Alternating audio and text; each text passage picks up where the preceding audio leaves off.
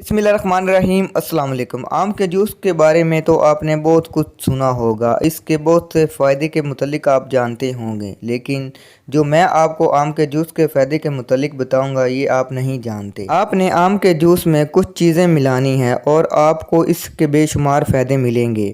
आम का जूस तो हर रोज़ आप पीते होंगे, तो आपने आम का जूस बनाते वक्त इन चीज़ों को शामिल करना है। अगर आप में खून की कमी है तो वो दूर हो जाएगी।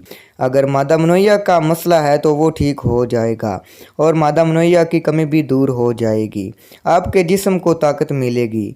तो ये आम के जूस का नुस्खा बनाकर इस्तेमाल करें और दुआओं में याद रखें। वीडियो शुरू करने से पहले हमारे चैनल को सब्सक्राइब करें और साथ ही बेल आइकॉन को दबा दें ताकि हमारी नई आने वाली वीडियो का नोटिफिकेशन आपको मिल सके। तो नुस्खा आप नोट कर लें। आम का जूस आपने 1 पाव लेना है। सतावर का सफ़ूफ आपने 5 ग्राम लेना है। सालब का सफ़ूफ आपने 5 ग्राम लेना है।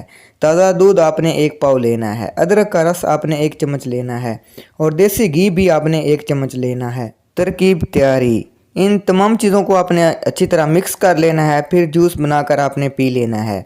ये आपने जूस 1 महीने तक पीना है। इंशाअल्लाह ताला 2 हफ्तों के बाद आपका चेहरा सुर्ख हो जाएगा।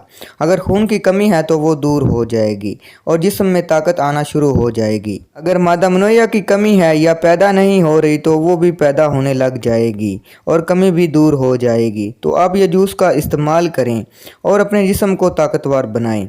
अगर वीडियो आपको पसंद आए तो आपने इसे ज़रूर लाइक करना है, चैनल को सब्सक्राइब करना है। मिलते हैं अगली वीडियो में। अल्लाह हाफिज़।